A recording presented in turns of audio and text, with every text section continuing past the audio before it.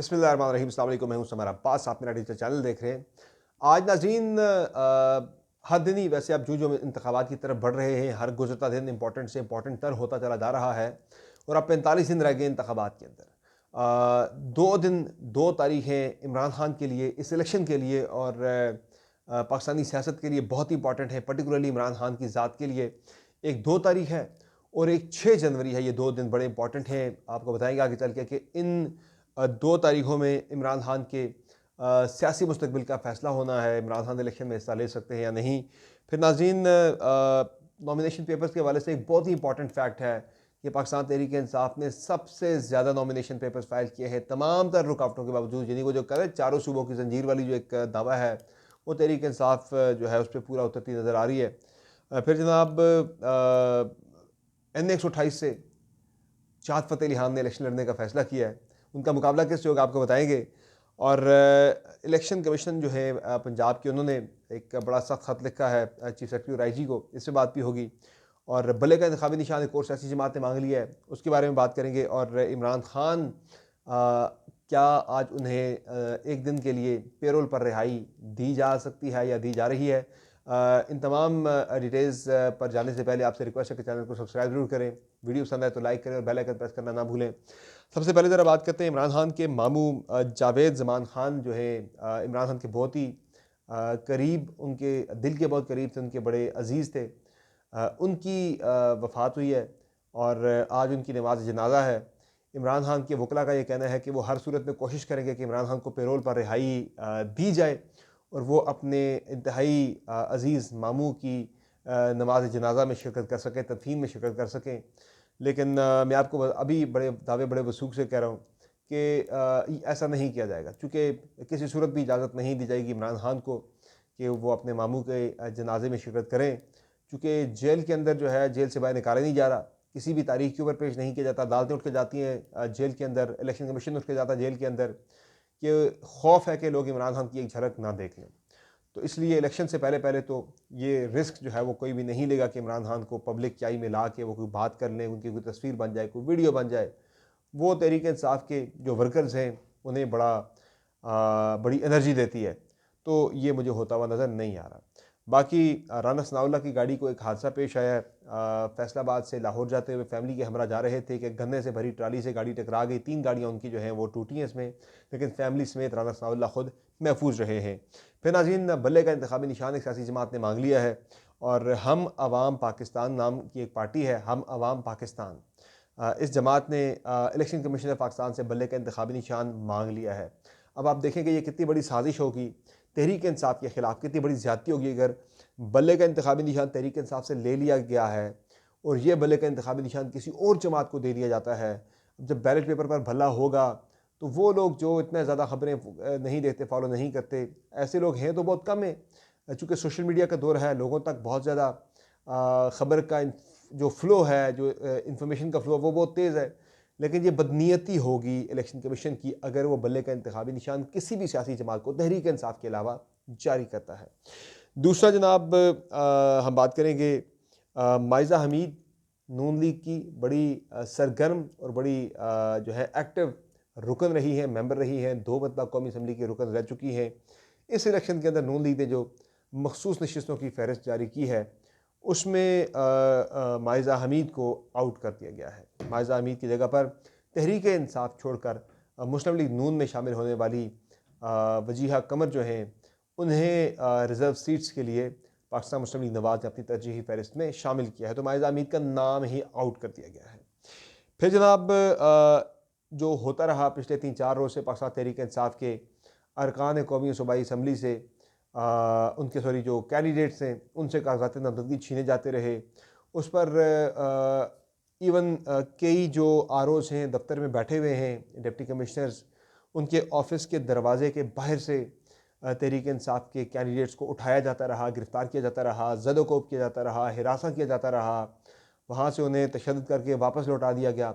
ROs की आंखों के सामने ये होता रहा। तो उस पर जो पंजाब के सूबाई इलेक्शन कमिश्नर हैं उन्होंने चीफ सेक्रेटरी पंजाब और IG पंजाब को एक मुरासला लिख के बहुत सख्त बातें की हैं। ठीक ठाक में कहते उनकी सरजनिश कर दी है कि भाई ये क्या हो रहा है आपके सूबे के अंदर। और उन्होंने कहा है कि सबसे हैरानकुन बात तो ये है कि डिप्टी कमिश्नर्स के दफातर के अहाते से वो आर जो डिप्टी कमिश्नर्स हैं, जिनकी जो आर हैं या डिप्टी कमिश्नर्स हैं, उनके दफातर के अहाते के अंदर जो है कैंडिडेट्स जो हैं उन्हें उनसे नॉमिनेशन पेपर छीन लिए गए, उन्हें हिरासत में ले लिया गया। ये बड़ी ज़्यादती की जा रही है पंजाब के अंदर, ये सिलसिला फौरी तौर पर रुकना चाहिए।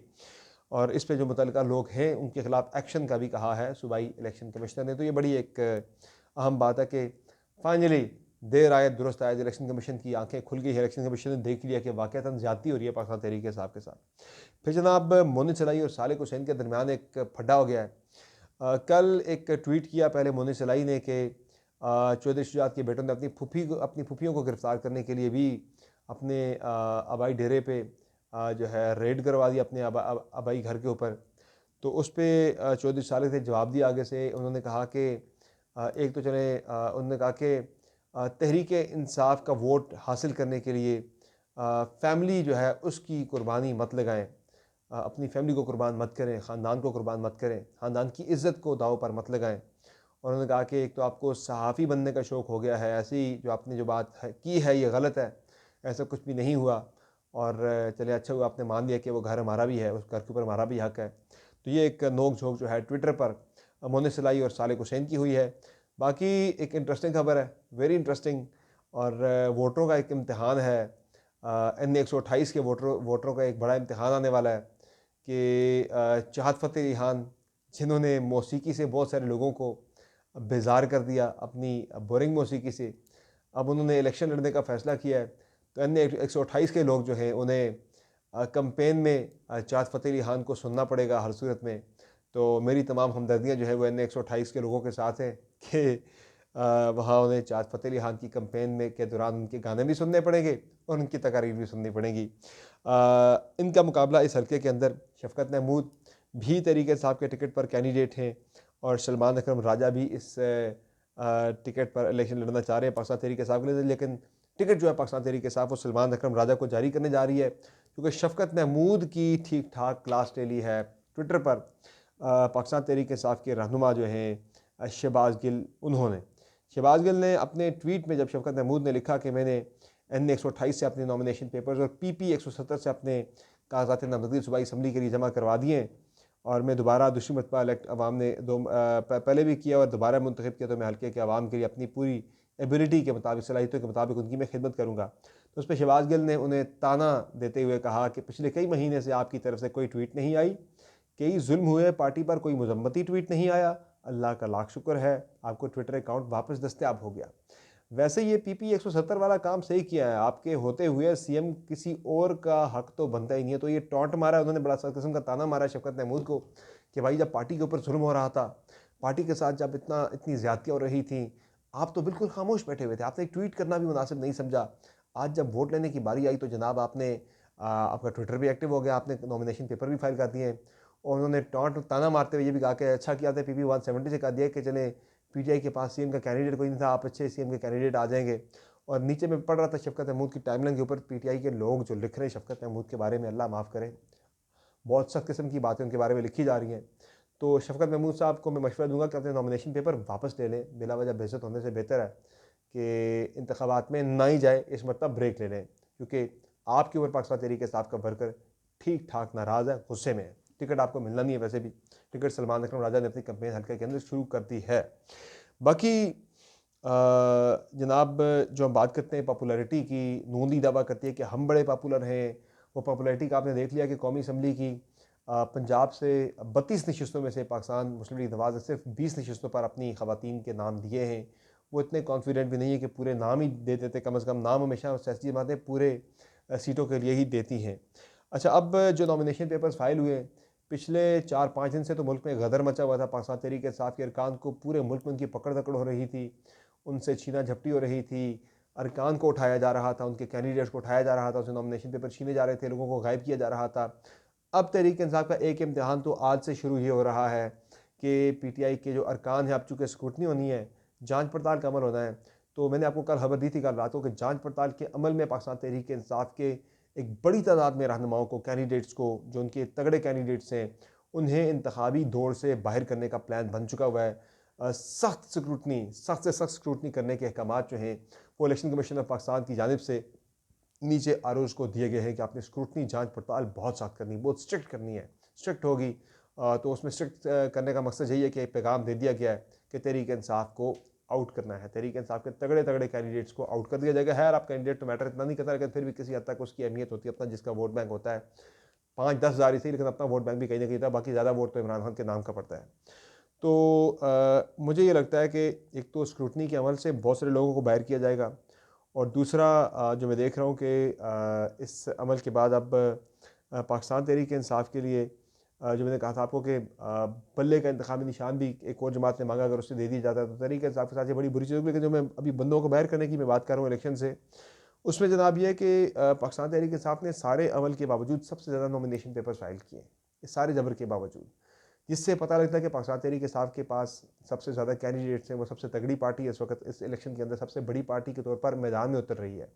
पाकिस्तान तहरीक इंसाफ ने टोटल जो जनरल सीट्स हैं सूबाई कौमी असम्बली की 859, उनमें से पाकिस्तान तहरीक इंसाफ ने 2434 पर अपने कैंडिडेट्स फील्ड किए, अब तक उनके कैंडिडेट्स ने नॉमिनेशन पेपर्स फाइल किए हैं।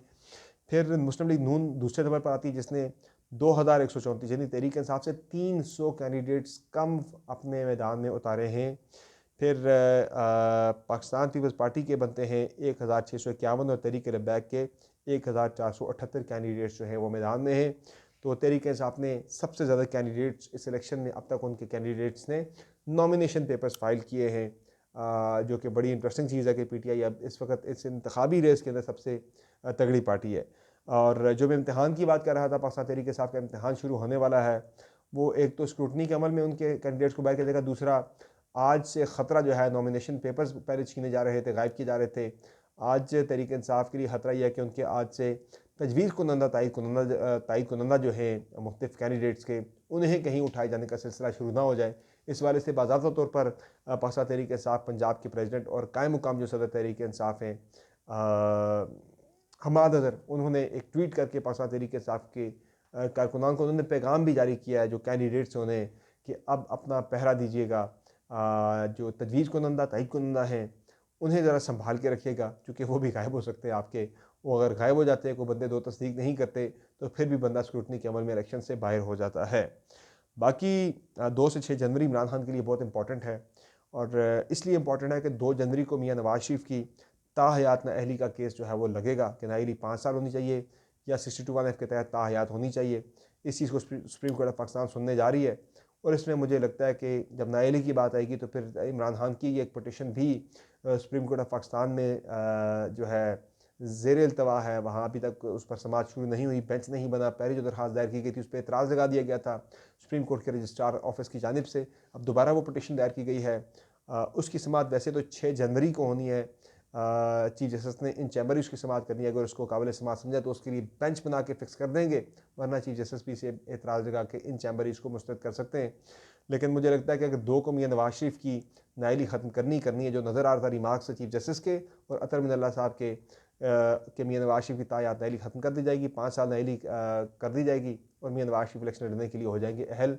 लेकिन साथ ही साथ ऐसा नहीं हो सकता कि नवाज शरीफ की सुनी जाए, चूँकि इमरान खान की नाअहली का मामला भी बहुत ज़्यादा लाइमलाइट में है, तो वो मामला भी मुझे लगता है कि 2 तारीख को भी ज़ेर बहस आएगा और 6 को तो अलग से चीफ जस्टिस उसे सुन ही रहे हैं।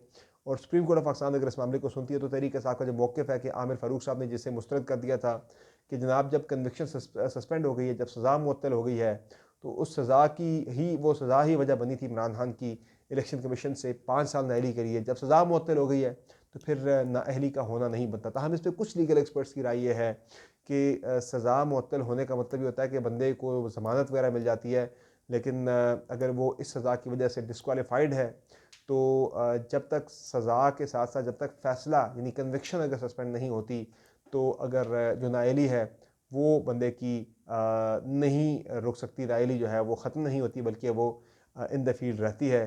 इस पर 2 मुख्तलिफ आरा हैं। सुप्रीम कोर्ट ऑफ पाकिस्तान जब इसे सुनेगी 6 जनवरी को सुप्रीम कोर्ट चीफ जस्टिस की इन चैम्बर समाअत के बाद अगर कोई बेंच बनता है, तो मुझे लगता है कि इमरान खान को इलेक्शन में हिस्सा लेने की इजाज़त सुप्रीम कोर्ट ऑफ पाकिस्तान की जानिब से दे दी जाएगी। तो ये तहरीक इंसाफ के लिए बड़ी हौसला अफजा चीज़ है। इमरान खान के लिए ये 2 और 6 जनवरी बहुत ज़्यादा अहमियत की हामिल है। देखते हैं क्या होता है। आज की इस वीडियो में इतना, इजाज़त दीजिए। अल्लाह हाफ़िज़।